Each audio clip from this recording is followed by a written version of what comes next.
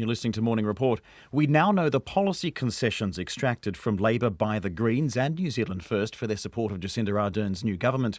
Policy wins for the Greens include a refocusing of transport funding away from roads and into investment in rail, cycling and walking, including light rail from the Auckland city centre to the airport, which will be paid for by scrapping the east-west motorway link. But some of the Greens' environmental goals appear to have been watered down to meet the demands of New Zealand First. There'll be no water charges for farmers, and while farming is likely to be brought into the emissions trading scheme, they will have to pay just 5% of the cost of their emissions. The Greens leader, James Shaw, is in our Wellington studio. Kia ora. Good morning.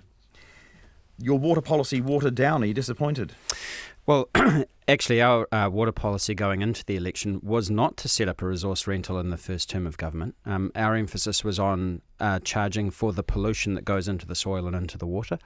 Now, that was going to pay for a substantial package for farmers to help them transition to more sustainable forms of farming, and that is actually still on the table. That package is still on the table. You'd see that specified in our agreement. So, we had a bit of a carrot and stick approach. So there's carrot, and we'll park up the stick until later. And you've got your 1 billion trees.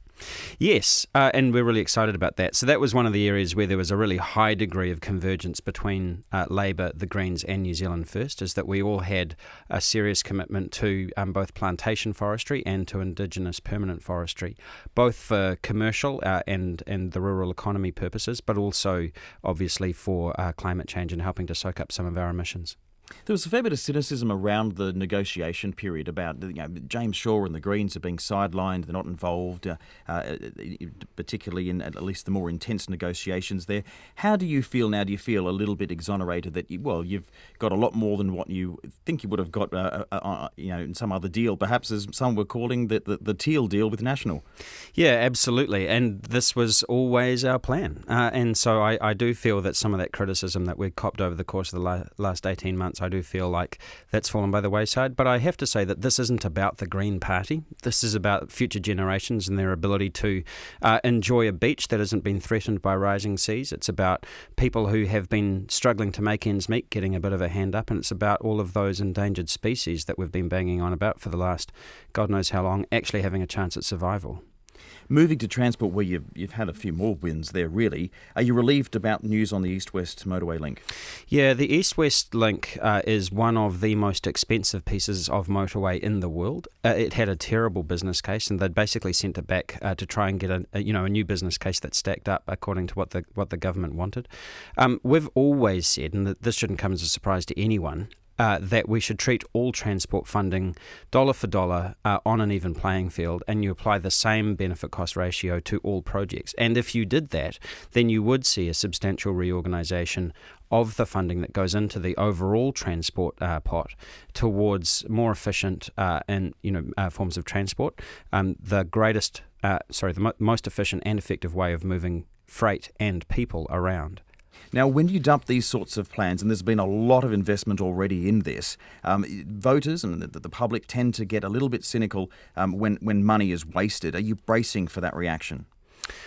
Well, when it comes to transport, I mean, we've been strong critics of the government wasting money for the entire national government. We felt that a number of their key projects, their flagship projects around the roads of national significance, for example, had terrible benefit-cost ratios, and politically, that they'd sort of driven that kind of agenda through regardless of the economic benefit. So actually what we're proposing, and my colleague Julianne Gender has been very strong on this over the course of the last 9 years, is actually more efficient and more effective uses of that money. Julianne Gender is a cycling campaigner, I think you could describe her as. What sort of money are you going to get to put into cycle and walking paths as well? I would describe her as a transport economist and urban planner. And so cycling is obviously a key component of how you get people around a city, especially one where you've got restrictions on space, as we do in our big urban centres like Auckland and Wellington. And so, that is all of that detail has yet to be worked through. And I think that you'll see some pretty exciting plans coming out for our cities over the course of the next few months. Finally, we've got so many, I think we had 70 different agreements here. We've got Jacinda Ardern saying this is going to be a government of consensus. It all sounds very positive at the moment. But you're going to have some long meetings, aren't you? Yeah, and look, I'm with the Green Party. I'm kind of okay with long meetings and building consensus. That's been important to us for a very long time. And it's one of the things that I am most excited about with this government is that we actually do have a true MMP government, almost for the first time, where you actually do need all three parties to agree on something before it hits the floor.